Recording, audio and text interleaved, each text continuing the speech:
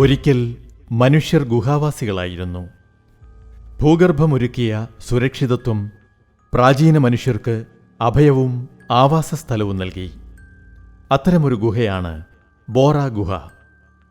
ഇന്ത്യയിലെ ഏറ്റവും ആഴത്തിലുള്ള ദൈർഘ്യമേറിയ ഗുഹയാണ് ആന്ധ്രാപ്രദേശിലെ വിശാഖപട്ടണത്തു നിന്ന് 90 കിലോമീറ്റർ അകലെ അരാക്കു താഴ്വാരത്തുള്ള ബോറ ഗുഹാലു എന്ന ബോറ ഗുഹ.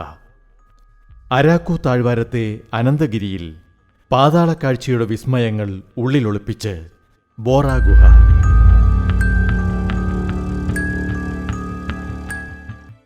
ഗുഹാ കവാടത്തിന് 330 അടി വ്യാസമുണ്ട്. പടവുകൾ ഇറങ്ങി ഗുഹാന്തർഭാഗത്തെത്തിയാൽ ശരാശരി ഉയരം 30 അടിയാണ്. അതായത് 3 നില കെട്ടിടത്തിൻ്റെ പൊക്കം. വഴികളും ഇടവഴികളുമായി 660 അടി നീളത്തിൽ ഭൂഗർഭത്തിലൂടെ നമുക്ക് പോകാനാകും. അതിനപ്പുറത്തേക്കും ഗുഹ നീണ്ടുപോകുന്നുണ്ട്.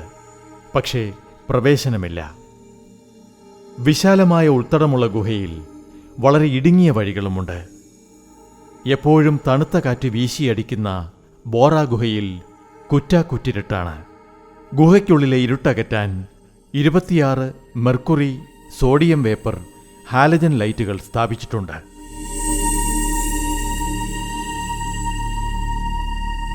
ഭൂഗർത്തത്തിലെ പാറയ്ക്കുള്ളിൽ രൂപപ്പെടുന്ന സ്പിലിയോംതെസിന് ഉത്തമ ഉദാഹരണമാണ് ബോറ ഗുഹ എന്ന് ഭൂവിജ്ഞാനീയം പറയുന്നു. പാറയ്ക്കിടയിലെ വിടവുകളിൽ നിന്ന് ഊർന്നിറങ്ങി ഉറഞ്ഞു നിൽക്കുന്ന ചുണ്ണാമ്പുകല്ലും കൽപ്പുറ്റുകളും ചേർന്ന കാർസ്റ്റിക് ചുണ്ണാമ്പുകല്ല് ഘടനയാണ് ഗുഹയ്ക്കുള്ളിൽ.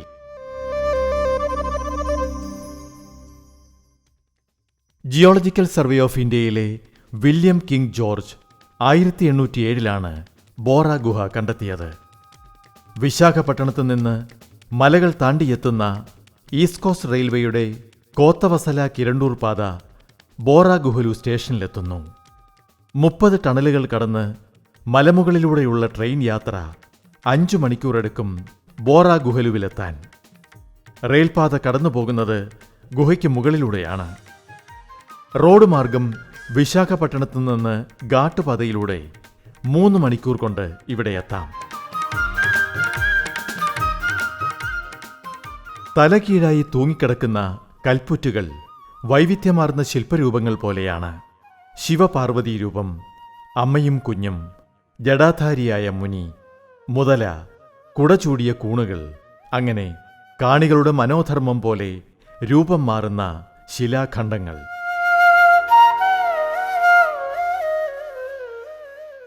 പ്രാചീന ശിലായുഗത്തിലെ മനുഷ്യവാസത്തിന്റെ ചരിത്രാവശേഷിപ്പുകൾ ബോറ ഗുഹയ്ക്കുള്ളിൽ നിന്നും പുരാവസ്തു ഗവേഷകർ കണ്ടെത്തിയിട്ടുണ്ട്. ഇവയ്ക്ക് 30,000 മുതൽ 50,000 വർഷം വരെ പഴക്കമുണ്ടെന്ന് ശാസ്ത്രീയമായി തെളിയിക്കപ്പെട്ടിട്ടുണ്ട്.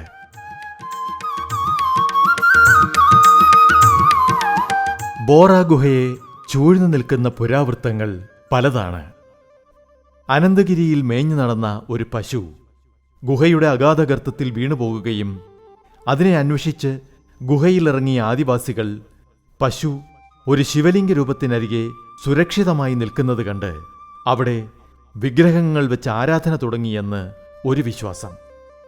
ഗുഹയുടെ ആഴങ്ങളിലെ ശിവലിംഗത്തിന് മീതെയുള്ള കാമധേനുവിൻ്റെ അകടിൽ നിന്ന് ഗോസ്തനി നദി ഉത്ഭവിക്കുന്നുവെന്ന് മറ്റൊരു വിശ്വാസം. ബോറ ഗുഹയുടെ മേലാപ്പിൽ നിന്ന് ഇറ്റുവീഴുന്ന തുള്ളികൾ ഗുഹയ്ക്കുള്ളിൽ ചാലുകീറി ഒഴുകി ഉത്ഭവിക്കുന്ന ഗോസ്തനി നദി വിഴിനഗരത്തിനും വിശാഖപട്ടണത്തിനും വെള്ളം നൽകുന്നു. സഹസ്രാബ്ദങ്ങളായി ശിലയലിഞ്ഞ് ഒഴുകിയുറഞ്ഞ് രൂപാന്തരം പൂണ്ട ശില്പരൂപങ്ങളിലെ പ്രകൃതിയുടെ കരവിരുത് അത്ഭുതാവഹമാണ്. കടഞ്ഞെടുത്ത അഴകോടെ ഓരോ പ്രകൃതി ശില്പങ്ങളും വേറിട്ട് നിൽക്കുന്നു, കാലാകാലങ്ങളായി സഞ്ചാരികളെ വിസ്മയിപ്പിച്ചുകൊണ്ട്.